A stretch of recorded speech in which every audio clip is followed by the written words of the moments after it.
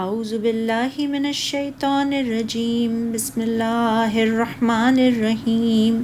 الم تر الی الذین یزعمون انہم آمنوا بما انزل الیک وما انزل من قبلک یریدون ان یتحاکموا الی الطاغوت وقد امروا ان یکفروا بہ وَيُرِيدُ الشَّيْطَانُ أَن يُضِلَّهُمْ ضَلَالًا بَعِيدًا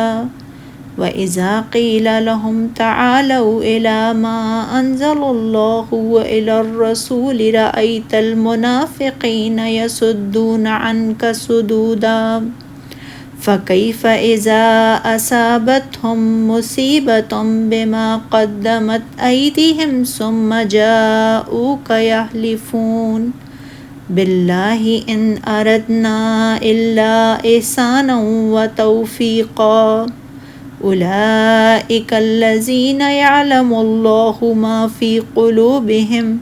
فاعرض عنہم وعظہم وقل لہم فی انفسہم قولا بلیغا۔ اے نبی صلی اللہ علیہ وآلہ وسلم، کیا آپ نے ان لوگوں کو نہیں دیکھا جو دعویٰ کرتے ہیں کہ بے شک وہ اس پر ایمان لائے ہیں جو آپ کی طرف نازل کیا گیا ہے اور اس پر بھی جو آپ سے پہلے نازل کیا گیا۔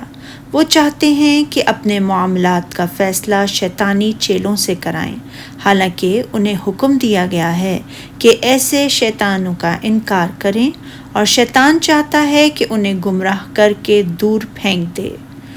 اور جب ان سے کہا جاتا ہے کہ آؤ اس کی طرف جو اللہ نے نازل کیا اور آؤ رسول کی طرف، تو آپ منافقوں کو دیکھتے ہیں کہ وہ آپ کی طرف آنے سے کتراتے ہیں۔ پھر ان کا کیا حال ہوتا ہے جب ان کے ہاتھوں کی لائی ہوئی مصیبت ان پر آ پڑتی ہے،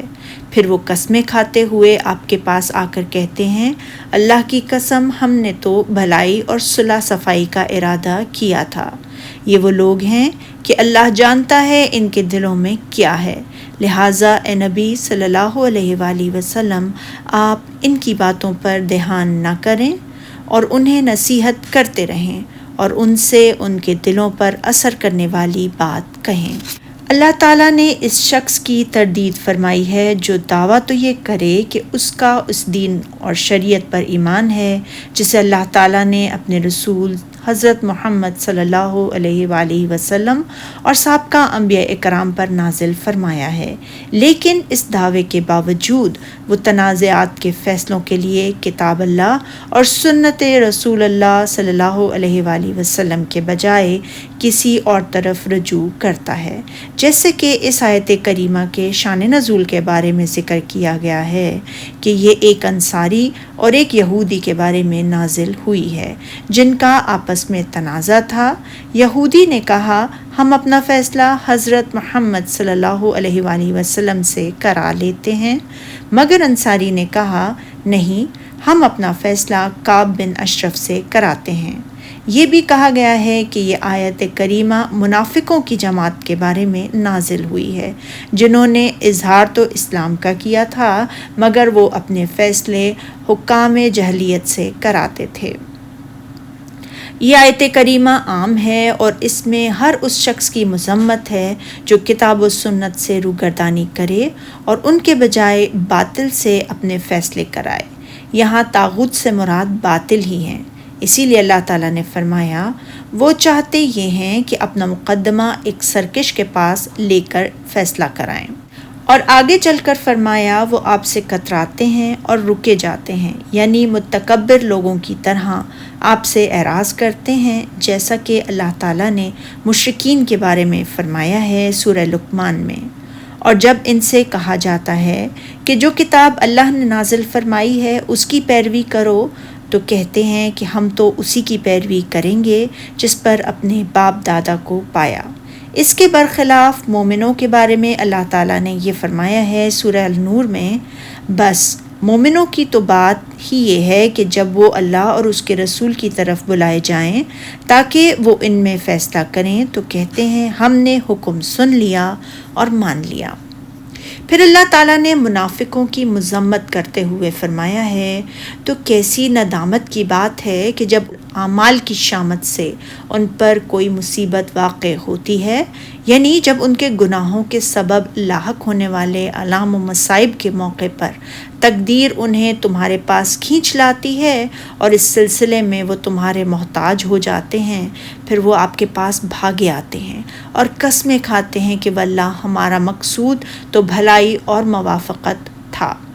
یعنی آپ کے پاس آ کر معذرت کرتے ہیں اور قسمیں کھاتے ہیں کہ آپ کو چھوڑ کر ہم اوروں کے پاس جو گئے اور ان سے جو فیصلے کرائے تو اس سے ہمارا مقصود بھلائی اور موافقت تھا، یہ نہیں کہ ہم ان کے فیصلے کو صحیح سمجھتے ہیں، جیسا کہ اللہ تعالیٰ نے ان کے بارے میں ایک دوسری جگہ فرمایا سورہ مائدہ میں،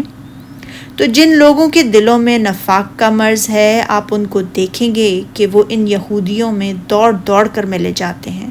کہتے ہیں ہمیں خوف ہے کہ کہیں ہم پر زمانے کی گردش نہ آ جائے، پھر قریب ہے کہ اللہ فتح بھیجے یا اپنے ہاں سے کوئی اور امر نازل فرمائے تو یہ اپنے دل کی باتوں پر جنہیں چھپایا کرتے تھے پشیمان ہو کر رہ جائیں گے۔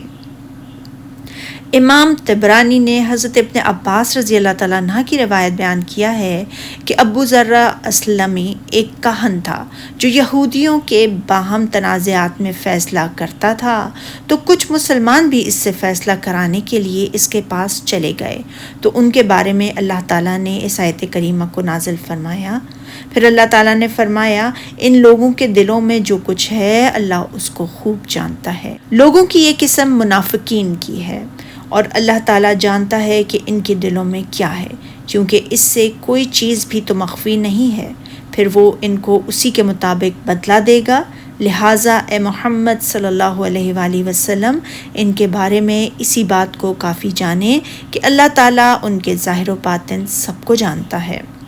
تو ان کی باتوں کا کچھ خیال نہ کریں، یعنی ان کے دلوں میں جو کچھ ہے اس کی وجہ سے انہیں برا بھلا نہ کہیں اور انہیں نصیحت کریں، ان کے دلوں میں جو نفاق اور شر پوشیدہ ہے اس سے انہیں باز رہنے کی تلقین کریں اور ان سے ایسی باتیں کہیں جو ان کے دلوں پر اثر کر جائیں، یعنی ان سے مؤثر پیرائے میں گفتگو کریں اور ایسے انداز سے نصیحت کریں جو ان کے دلوں میں اتر جائے۔ سبحانک اللہم و بحمدک اشہد ان لا الہ الا انت استغفرک و اتوب الیک۔